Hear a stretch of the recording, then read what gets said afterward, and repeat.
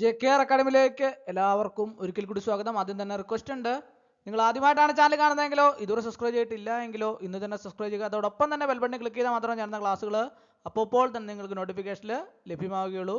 30-ാം തീയതി നടക്കുന്ന sub inspector പരീക്ഷയുടെ സ്പെഷ്യൽ ടോപ്പിക്സിൻ്റെ ചോദ്യങ്ങളാണ് ഇന്നത്തെ ക്ലാസ്സിൽ നമ്മൾ ഉൾപ്പെടുത്തിയിട്ടുള്ളത്. കഴിഞ്ഞ ദിവസങ്ങളിൽ 2 ക്ലാസ്സുകളിൽ സ്പെഷ്യൽ ടോപ്പിക്സിൻ്റെ 2 ക്ലാസ്സുകൾ കഴിഞ്ഞിട്ടുണ്ടായിരുന്നു.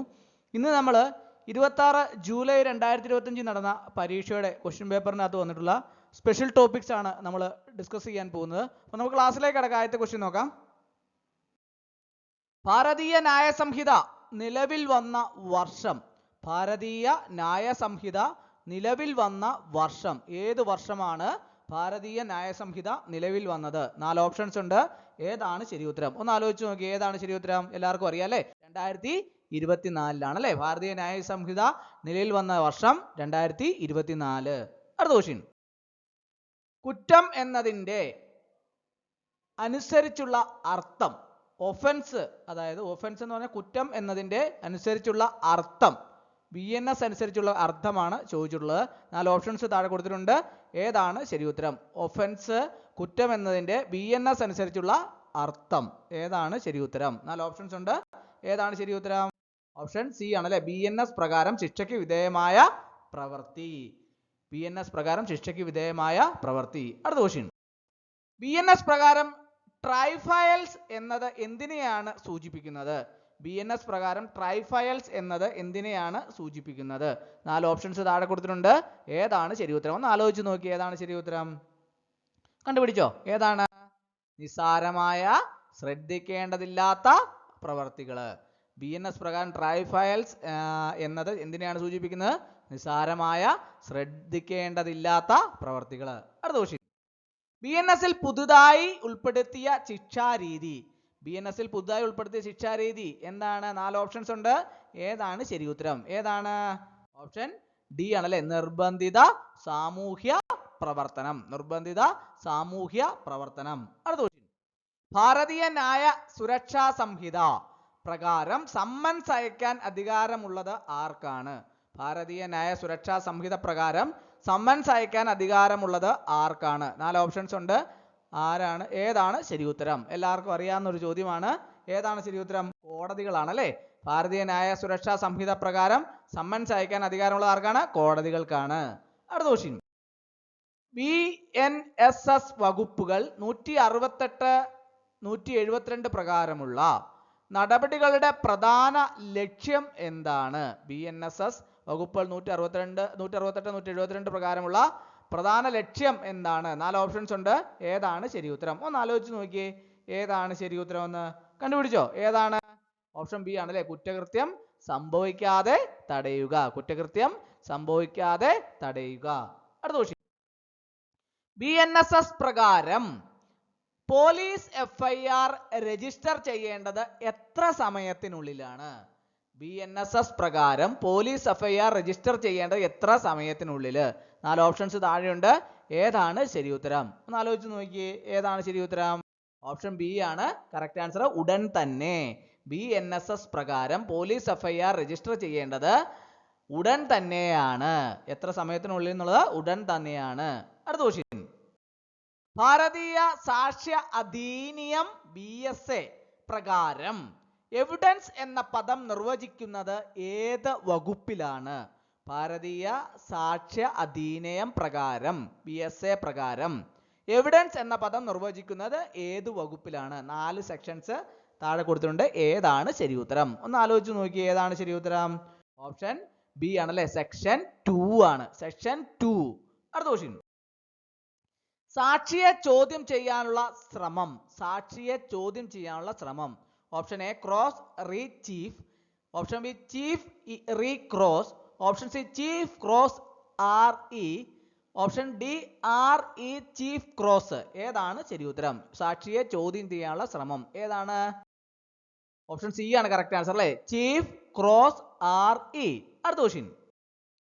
കേരള പോലീസ് ആക്ടിൽ പോലീസ് ഉദ്യോഗസ്ഥരുടെ പെരുമാറ്റത്തെക്കുറിച്ച് വിവരിക്കുന്നത് എവിടെയാണ്? കേരള പോലീസ് ആക്ടിലെ പോലീസ് ഉദ്യോഗസ്ഥരുടെ പെരുമാറ്റത്തെക്കുറിച്ച് വിവരിക്കുന്നത് എവിടെയാണ്? 4 സെക്ഷൻസ് താഴെ കൊടുത്തിട്ടുണ്ട്. ഏതാണ് ശരി ഉത്തരം? ഏതാണ്? സെക്ഷൻ 29 ആണ് അല്ലേ? കേരള പോലീസ് ആക്ടിലെ പോലീസ് ഉദ്യോഗസ്ഥരുടെ പെരുമാറ്റത്തെക്കുറിച്ച് വിവരിക്കുന്ന എവിടെയാണ്? സെക്ഷൻ 29. കേരള പോലീസ് ആക്ട് 98 വകുപ്പ് പ്രകാരം സ്പെഷ്യൽ പോലീസ് ഓഫീസറെ നിയമിക്കുന്നത് ആരാണ്? കേരള പോലീസ് ആക്ട് 98 വകുപ്പ് പ്രകാരം സ്പെഷ്യൽ പോലീസ് ഓഫീസറെ നിയമിക്കുന്നത് ആരാണ്? 4 ഓപ്ഷൻസ് ഉണ്ട്. ഏതാണ് ശരി ഉത്തരം? ഏതാണ്? കണ്ടുപിടിച്ചോ? ഏതാണ് ശരി ഉത്തരം? ജില്ലാ പോലീസ് മേധാവിയാണ് അല്ലേ? കേരള പോലീസ് ആക്ട് 98 പ്രകാരം സ്പെഷ്യൽ ഓഫീസറെ നിയമിക്കുന്നത് ജില്ലാ പോലീസ് മേധാവിയാണ്. അടുത്ത ക്വസ്റ്റ്യൻ. കേരള പോലീസ് ആക്ട് 117 വകുപ്പ് പ്രകാരം പോലീസിന്റെ ചുമതലകളിൽ ഇടപെടുന്നതിനുള്ള പരമാവധി ശിക്ഷ. കേരള പോലീസ് ആക്ട് 117 വകുപ്പ് പ്രകാരം പോലീസിന്റെ ചുമതലകളിൽ ഇടപെടുന്നതിനുള്ള പരമാവധി ശിക്ഷ. Option A, B, C, D. ഏതാണ് ശരി ഉത്തരം? ഒന്ന് ആലോചിച്ച് നോക്കി. ഏതാണ് ശരി ഉത്തരം? ഓപ്ഷൻ ഡി ആണല്ലേ? 3 വർഷം തടവ്. 3 വർഷം തടവ്. അടുത്ത ക്വസ്റ്റ്യൻ. വിവരാവകാശ നിയമത്തിലെ സെക്ഷൻ 11 പ്രകാരം മൂന്നാം കക്ഷിയുമായി ബന്ധപ്പെട്ട വിവരങ്ങൾ എപ്പോഴാണ് വെളിപ്പെടുത്താൻ കഴിയുക? വിവരാവകാശ നിയമത്തില് സെക്ഷൻ 11 പ്രകാരം മൂന്നാം കക്ഷിയുമായി ബന്ധപ്പെട്ട വിവരങ്ങൾ എപ്പോഴാണ് വെളിപ്പെടുത്താൻ കഴിയുക? 4 ഓപ്ഷൻസ് ഉണ്ട്. ഏതാണ് ശരി ഉത്തരം? ഒന്ന് ആലോചിച്ച് നോക്കി. ഏതാണ് ശരി ഉത്തരം? ഓപ്ഷൻ ബി ആണല്ലേ? പൊതു വിവര ഓഫീസർ അത് പൊതു താല്പര്യമാണെന്ന് കരുതുകയും മൂന്നാം കക്ഷിക്ക് പ്രാതിനിധ്യം നൽകാൻ അവസരം നൽകുകയും ചെയ്താൽ. വിവരാവകാശ നിയമത്തില് സെക്ഷൻ 11 പ്രകാരം മൂന്നാം കക്ഷിയുമായി ബന്ധപ്പെട്ട വിവരങ്ങൾ എപ്പോഴാണ് വെളിപ്പെടുത്താൻ കഴിയുക? പൊതുവിവര ഓഫീസർ അത് പൊതു താല്പര്യമാണെന്ന് കരുതുകയും മൂന്നാം കക്ഷിക്ക് പ്രാതിനിധ്യം നൽകാൻ അവസരം നൽകുകയും ചെയ്താൽ. അടുത്ത question. IT act section 66F ഏത് സാഹചര്യത്തിലാണ് ചുമത്തുന്നത്? IT ആക്ട് സെക്ഷൻ 66F ഏത് സാഹചര്യത്തിലാണ് ചുമത്തുന്നത്? 4 ഓപ്ഷൻസ് ഉണ്ട്. ഏതാണ് ശരി ഉത്തരം? ഏതാണ്? ഓപ്ഷൻ ബി ആണല്ലേ? ഒരു വ്യക്തി സംരക്ഷിത സിസ്റ്റങ്ങളിലേക്ക് അനധികൃതമായി ആക്സസ് നേടുകയും ദേശീയ സുരക്ഷയെ ഭീഷണിപ്പെടുത്തുകയും ചെയ്യുന്നു. IT ആക്ട് 66F ഏത് സാഹചര്യത്തിലാണ് ചുമത്തുന്നത്? ഒരു വ്യക്തി സംരക്ഷിത സിസ്റ്റങ്ങളിലേക്ക് അനധികൃതമായി ആക്സസ് നേടുകയും ദേശീയ സുരക്ഷയെ ഭീഷണിപ്പെടുത്തുകയും ചെയ്യുന്നു. അടുത്ത ക്വസ്റ്റ്യൻ. ഒരു പത്രപ്രവർത്തകൻ ക്യാബിനറ്റ് പേപ്പറുകളെ കുറിച്ചുള്ള വിവരങ്ങൾ അഭ്യർത്ഥിക്കുന്നു, പക്ഷേ പബ്ലിക് ഇൻഫർമേഷൻ ഓഫീസർ നിരസിക്കുന്നു. RTI നിയമത്തിലെ ഏത് വകുപ്പിന്റെ അടിസ്ഥാനത്തിലാണ് ഈ ഇളവ് ന്യായീകരിക്കാൻ സാധ്യത? ക്വസ്റ്റ്യൻ ഒന്നുകൂടെ വായിക്കാം. ഒരു പത്രപ്രവർത്തകൻ ക്യാബിനറ്റ് പേപ്പറുകളെ കുറിച്ചുള്ള വിവരങ്ങൾ അഭ്യർത്ഥിക്കുന്നു, പക്ഷേ പബ്ലിക് ഇൻഫർമേഷൻ ഓഫീസർ നിരസിക്കുന്നു. RTI നിയമത്തിലെ ഏത് വകുപ്പിന്റെ അടിസ്ഥാനത്തിലാണ് ഈ ഇളവ് ന്യായീകരിക്കാൻ സാധ്യത? 4 വകുപ്പ് താഴെ കൊടുത്തിട്ടുണ്ട്. ഏതാണ് ശരി ഉത്തരം? ഏതാണ്? ഓപ്ഷൻ എ ആണല്ലേ കറക്റ്റ് ആൻസർ. വകുപ്പ് 81I. 81I. അടുത്ത ക്വസ്റ്റ്യൻ. IT ആക്ട് 2000 67B വകുപ്പ് എന്തുമായി ബന്ധപ്പെട്ടിരിക്കുന്നു? IT ആക്ട് 2067B വകുപ്പ് എന്തുമായി ബന്ധപ്പെട്ടിരിക്കുന്നു? 4 ഓപ്ഷൻസ് ഉണ്ട്. ഏതാണ് ശരി ഉത്തരം? ഏതാണ്? ഓപ്ഷൻ സി ആണ് കറക്റ്റ് ആൻസർ അല്ലേ? കുട്ടികൾ ഉൾപ്പെടുന്ന ലൈംഗികത പ്രകടമാക്കുന്ന ഉള്ളടക്കം പ്രസിദ്ധീകരിക്കല്. കുട്ടികൾ ഉൾപ്പെടുന്ന ലൈംഗികത പ്രകടമാക്കുന്ന ഉള്ളടക്കം പ്രസിദ്ധീകരിക്കല്. അടുത്ത ക്വസ്റ്റ്യൻ. NDPS നിയമപ്രകാരം ഒരു വ്യക്തി മനഃപൂർവ്വം തന്റെ വീട്ടിൽ മയക്കുമരുന്ന് സൂക്ഷിക്കാൻ അനുവദിച്ചാൽ നിയമപരമായി എന്തു സംഭവിക്കും? NDPS നിയമപ്രകാരം ഒരു വ്യക്തി മനഃപൂർവ്വം തന്റെ വീട്ടിൽ മയക്കുമരുന്ന് സൂക്ഷിക്കാൻ അനുവദിച്ചാൽ നിയമപരമായി എന്തു സംഭവിക്കും? 4 ഓപ്ഷൻസ് ഉണ്ട്. ഏതാണ് ശരി ഉത്തരം? ഏതാണ്? ഓപ്ഷൻ സി ആണ് കറക്റ്റ് ആൻസർ അല്ലേ?